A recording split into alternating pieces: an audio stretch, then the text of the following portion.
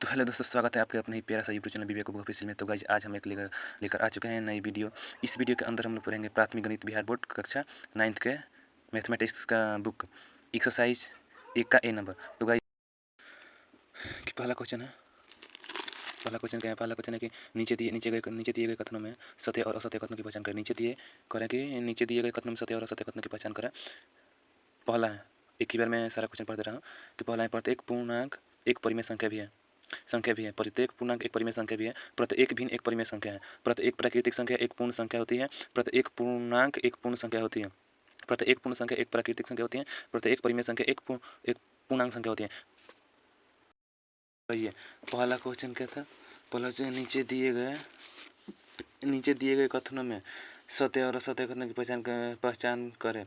पहला क्वेश्चन था कि ए नंबर क्वेश्चन का था। ए नंबर एक का ए नंबर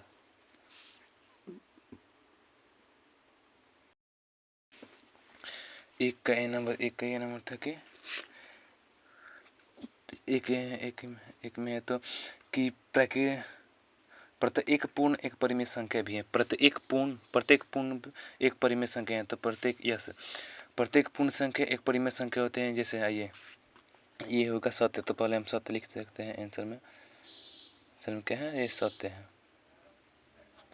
ये सत्य है। इसको हम एक रेखा दर्शाते हैं। पहले यह एक रेखा मैं आप लोग स्केल से पार लीजिएगा, मैं हाथ से ऐसे ही अंदाज से पार रहा हूँ।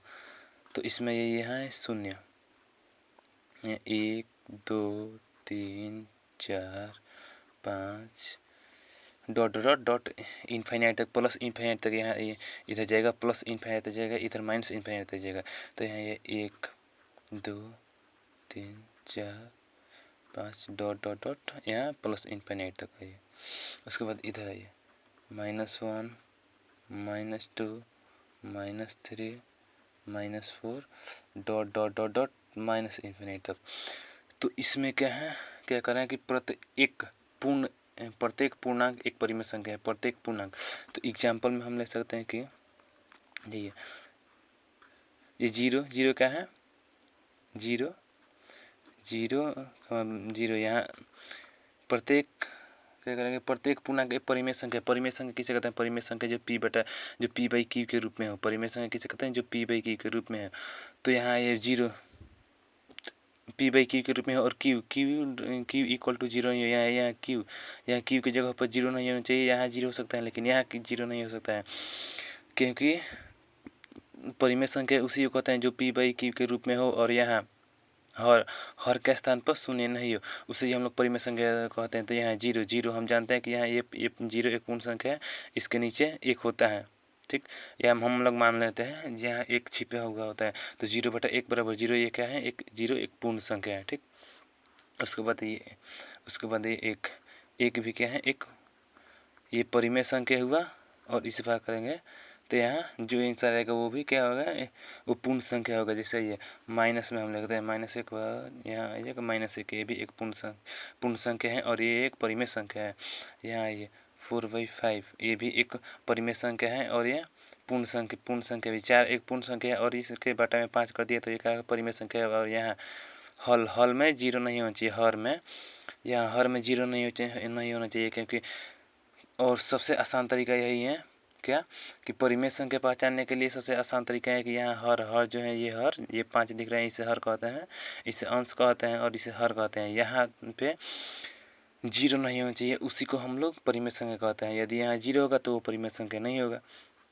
फिर ये एक और एग्जाम्पल रहता है -2/3। ये भी परिमेय संख्या है और पूर्ण संख्या भी है और परिमेय संख्या भी है। ठीक है, तो यहाँ एक का ए नंबर सत्य होगा। उसके बाद ये एक का बी नंबर में आता है।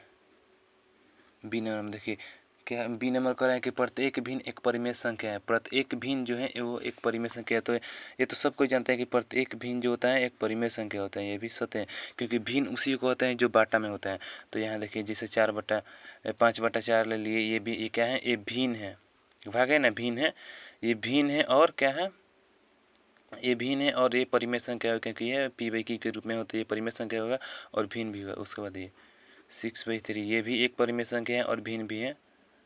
भिन्न भी है और परिमेय संख्या है। यहाँ 9/7 9/7 नहीं होगा तो ये भी एक परिमेय संख्या है और भिन्न भी है। ये भिन्न भी है यानी बाटा में है तो भिन्न भी है और परिमेय संख्या भी है। उसके बाद सी नंबर क्या कर रहा है कि प्रत्येक प्राकृतिक संख्या एक पूर्ण संख्या होती है। प्रत्येक जो प्राकृतिक संख्या होते हैं क्या वो पूर्ण संख्या होते हैं? प्रत्येक प्राकृतिक संख्या क्या वो पूर्ण संख्या होती है? तो ये भी सत्य होगा।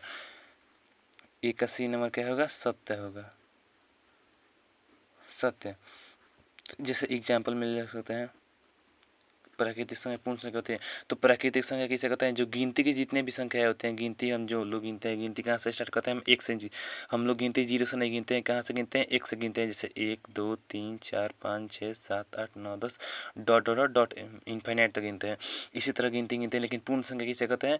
कि प्राकृतिक संख्या में शून्य को सम्मिलित कर देना ही पूर्ण संख्या कहलाता है। पूर्ण संख्या किसे कहते हैं? कि प्राकृतिक संख्या में शून्य को सम्मिलित करना ही पूर्ण संख्या कहलाता है। जैसे ये प्राकृतिक संख्या हम लिखते हैं 1 2 3 4 5 6 है और भी बहुत सारे प्राकृतिक संख्या हो सकती है। और इसी में शून्य को हम सम्मिलित कर दें तो ये हो गया पूर्ण संख्या, होल नंबर यानी पूर्ण संख्या। ये हो गया, ये क्या हो गया? होल नंबर यानी पूर्ण संख्या हो गया। ठीक है ना। तो इसलिए यह सत्य है यानी प्राकृतिक संख्या को ही पूर्ण संख्या कहते हैं। प्राकृतिक संख्या को हम लोग क्या कहते हैं? पूर्ण संख्या कहते हैं, क्योंकि ये प्राकृतिक संख्या है और यदि हम लोग इसमें 0 को सम्मिलित कर दें, 0 को जोड़ दें तो ये सभी पूर्ण संख्या हो जाएंगे। ठीक है ना। प्राकृतिक संख्या से पूर्ण संख्या में बदल देंगे तो बदल जाएगा तो उसे ही हम लोग प्राकृतिक संख्या कहते हैं। ठीक है ना। प्राकृतिक संख्या भी कहते हैं और पूर्ण संख्या भी कहते हैं। उसको बताइए डी नंबर क्या करें कि प्रत्येक पूर्णांक एक पूर्ण संख्या होती है। प्रत्येक पूर्णांक जो होती है, प्रत्येक पूर्णांक एक पूर्ण संख्या होती है। डी नंबर तो ये असत्य है। कोई भी पूर्णांक जो होती है पूर्ण संख्या नहीं होती। पूर्णांक में कोई पूर्ण संख्या होता है जी? कभी नहीं। ये हो गया असत्य। यह हम डी नंबर में असत्य लिख देंगे। ठीक है ना। ये असत्य है, यह असत्य। जिसे एग्जाम्पल में ले सकते हैं 2 ले लेंगे, 5 ले लेंगे, ये डॉट डॉट हम और भी सारे एग्जाम्पल ले सकते हैं। प्रत्येक पूर्ण संख्या प्राकृतिक संख्या नहीं होता है। ये पूर्ण संख्या प्राकृतिक संख्या कभी होता ही नहीं है। उसके बाद है ई नंबर क्या कर रहा है कि ई नंबर करें कि प्रत्येक पूर्ण संख्या एक प्राकृतिक संख्या होते हैं। प्रत्येक पूर्ण संख्या डी नंबर था। डी नंबर क्या था क्वेश्चन की? प्रत्येक पूर्णांक एक पूर्ण संख्या होते हैं। पूर्णांक भाई कैसे पूर्ण संख्या होगा? कभी नहीं होगा। उसके बाद ई नंबर में क्या कहते हैं कि प्रत्येक पूर्ण संख्या एक प्राकृतिक संख्या है। प्रत्येक पूर्ण संख्या एक प्राकृतिक संख्या नहीं है, कभी नहीं। ये भी नहीं होता है। जैसे ये भी हो जाएगा असत्य। जैसे हम एग्जाम्पल में 0 को ही ले सकते हैं। ये कभी होगा? प्राकृतिक संख्या होगा? 0 प्राकृतिक संख्या हो ही नहीं है। 0 प्राकृतिक संख्या नहीं है और सभी प्राकृतिक संख्या है। जैसे 1 2 3 4 5 6 7 8 ये सभी प्राकृतिक संख्या है। लेकिन 0 नहीं है। तो ये क्या कर रहे हैं कि प्रत्येक यानी सभी, प्रत्येक पूर्ण यानी सभी पूर्ण संख्या प्राकृतिक संख्या होती है? नहीं, सभी पूर्ण संख्या प्राकृतिक संख्या नहीं होती है। 0 को छोड़कर सभी पूर्ण संख्या है प्राकृतिक संख्या होती है। ठीक है ना। तो ये असत्य होगा। उसके बाद ये एफ नंबर क्या कर रहे हैं? एफ नंबर क्या कर रहे हैं? एफ नंबर करेंगे तो प्रत्येक परिमेय संख्या एक पूर्णांक होती है। प्रत्येक परिमेय संख्या एक पूर्णांक होती है। ये कहाँ से भाई? ये भी नहीं होगा, ये भी असत्य ही होगा। प्रत्येक परिमेय संख्या एक पूर्णांक होती है? नहीं नहीं नहीं, कभी नहीं होगा। जैसे एग्जाम्पल में लिखिए 4/5 ले सकते हैं हम लोग। ठीक है ना। एग्जाम्पल में प्रत्येक परिमेय संख्या पूर्णांक होते हैं। पूर्णांक होगा? नहीं होगा। परिमेय संख्या है लेकिन पूर्णांक ये नहीं होगा। उसके बाद आइए, इधर आइए। उसके बाद करें कि रिक्त स्थानों की पूर्ति करें। क्वेश्चन नंबर 2 का है। क्वेश्चन नंबर 2 है कि रिक्त स्थानों की पूर्ति करें। रिक्त स्थानों की पूर्ति में मैं पहले ही क्वेश्चन पढ़ रहा हूँ। ए नंबर की परिमेय संख्या है 2/3 -1/2 0 5/6 को बढ़ते हुए क्रम में लिखने पर डॉट डॉट डॉट दिया। यहाँ मैंने पहले से आंसर चूँकि भर दिया हूँ लेकिन मैं आप लोगों को समझाऊंगा। यहाँ उसके बताइए परिमेय संख्या है 3/4 4/3 और 5/2 को घटते हुए क्रम में लिखने पर डॉट डॉट यानी इसे घटते हुए क्रम में लिखना है, इसे बढ़ते हुए क्रम में लिखना है। उसके बताइए इधर क्वेश्चन नंबर 2 में इधर आइए के अंश से इसके हर में गिनना करेंगे और जो ज़्यादा आएगा, जिसका अंश यहाँ ज़्यादा आएगा उससे हम लोग 12 होगा और जो छोटा आएगा वो छोटा होगा। उसके बाद ये 2 नंबर में क्या रखा है कि परिमेय संख्या इतना इतना को घटते हुए क्रम में लिखने पर। उसके बाद है बी नंबर में कह रहा है कि घटते हुए क्रम में लिखने पर। तो घटते हुए क्रम में भी हम लोग लिखेंगे। क्वेश्चन क्या कहा है कि 3/4 है, कमा 4/3 है, कमा 5/2 है। ठीक है, उसके बाद आइए हल में आइए, हल कर रहे हैं। तो पहले हम लोग इस तरह लिखेंगे डॉट डॉट डॉट डॉट, फिर इस तरह डॉट डॉट डॉट डॉट, फिर इस तरह डॉट डॉट डॉट डॉट, फिर इस तरह, उसके बाद फिर डॉट डॉट डॉट। उसके बाद यहाँ भी में इतना 3/4 कमा 4/3 कमा 5/2 ये क्वेश्चन दिए हुए हैं। तो सबसे बड़ा इसमें सबसे बड़ा क्या है, सबसे बड़ा जिसका अंश पे जो बड़ा होता है वो सबसे बड़ा होता है। तो यहाँ 5/2। उसके बाद उससे छोटा कौन है 4/3, ठीक है ना। और उससे छोटा कौन है तो 3/4, ठीक है ना। ऐसे हम लोग लिख देंगे। तो ये 2 नंबर का कंप्लीट हो गया। क्वेश्चन नंबर 3 क्या करें। क्वेश्चन नंबर 3 कर रहे हैं कि संख्या रेखा पर निम्नलिखित संख्याओं को प्रदर्शित करें। कह रहे हैं क्या कि संख्या रेखा पर निम्नलिखित संख्याओं को प्रदर्शित करें। क्वेश्चन नंबर 3 कर रहे हैं। यहाँ क्वेश्चन नंबर 3 क्या कर रहे हैं कि संख्या रेखा पर निम्नलिखित संख्या को प्रदर्शित करें।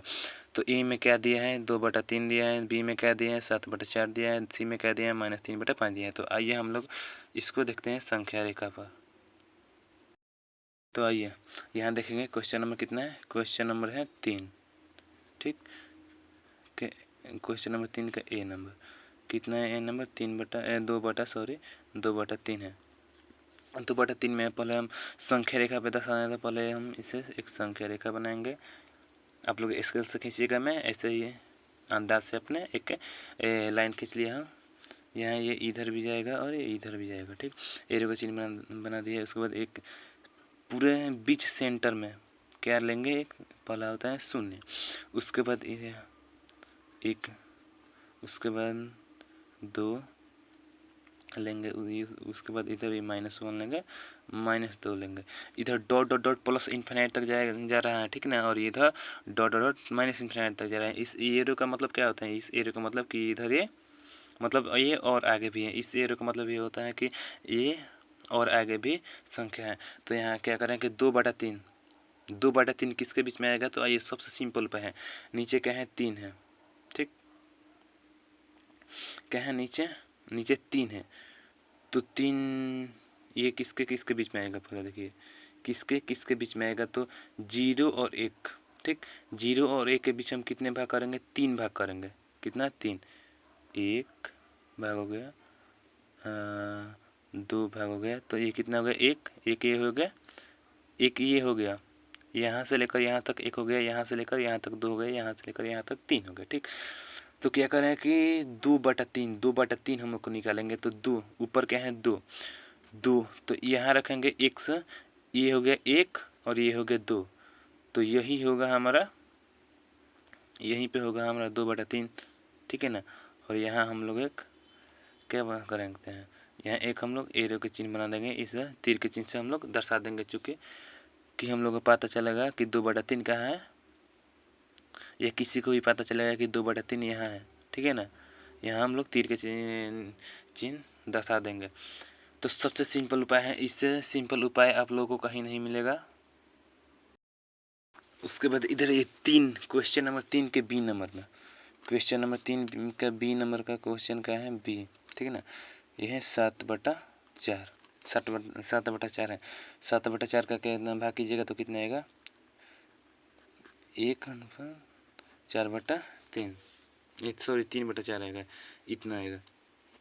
तो उसके लिए क्या हम लोग को करना क्या है, हम लोगों को करना है क्या, हम लोगों को क्या करना है, तो हम लोगों को करना है इसके रेखा पर दर्शाना है, ठीक है ना। संख्या रेखा पर दर्शाना है। तो सबसे पहले हम लोग एक रेखा बनाएंगे, इस तरह रेखा बना लिए हम। इसके बीच में 0 लिखेंगे। उसके बाद हम लोग ले लेंगे क्या, 1, यहाँ ले लेंगे हम लोग 2, ठीक। इधर भी ये -1 इधर हो जाएगा -2। यह डॉट डॉट डॉट इधर प्लस इन्फिनिट तक और इधर dot dot dot minus infinite तक है, ठीक है ना। तो उसके बाद आइए, उसके बाद क्या हो रहा है कि हम लोग को दर्शाना है 7/4 को, ठीक। तो पहले हम लोग क्या देखेंगे, 7/4 कितना है, 1, ये 1 और तो यहाँ 1, ये 1 के बाद ही आएगा 1 और 2 के बीच में आएगा, क्योंकि 1:3/4 है। तो 1 के बाद ही आएगा 1 और 2 के बीच में आएगा, ठीक है ना। तो 1 को छोड़ देंगे, कितना है नीचे, कितना है यहाँ देखिए नीचे कितना है 4। इसके और इसके बीच में कितने लाइन करेंगे, 4 लाइन करेंगे, ठीक। तो देखिए पहले हम लोग बराबर बराबर लाइन लेंगे, 1 2 3 4, ठीक है। यहाँ हो जाएगा 1, आप लोग स्केल से ले सकते हैं, उससे और भी बेहतरीन ढंग से होगा, 1 2 और 3 4, ठीक हो गया।